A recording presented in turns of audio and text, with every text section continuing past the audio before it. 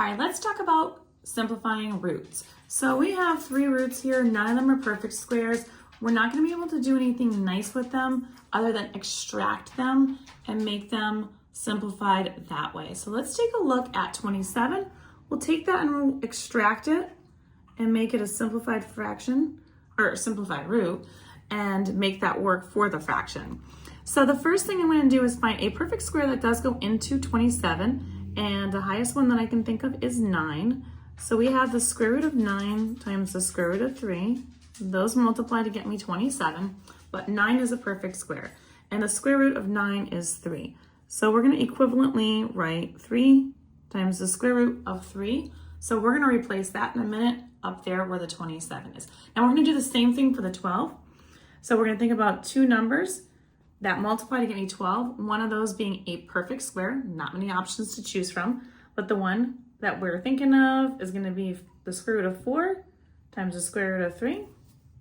And the square root of 4 is a perfect square. That's going to reduce down, square root of 4 is 2, and then we're going to multiply that times the square root of 3 there. So now that's taken care of the top part. We're going to do our denominator down here with 75, and we're going to find out numbers that we can think of that when multiplied are going to give me 75, but we also want a nice number that is the biggest perfect square that goes into that. And the first one that comes to my mind is 25.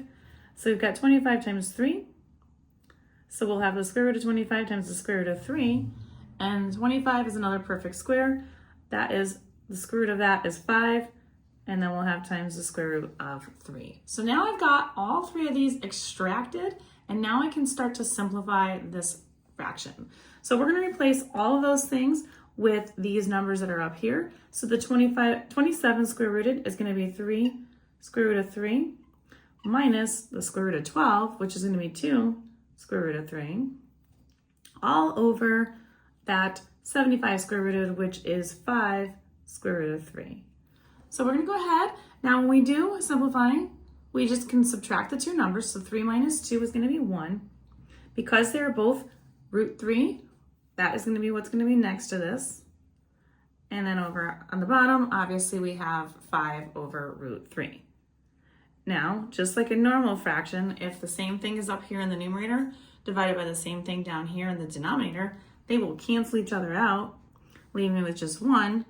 And what's left here is an answer of 1 over 5. And if you want questions like these, find more of these in my Roots and Exponents playlist at U1 Algebra. Always can be located on TikTok, YouTube, and Instagram. And don't forget to like, share, and follow me for more. Let me know in the comments how this might have helped you.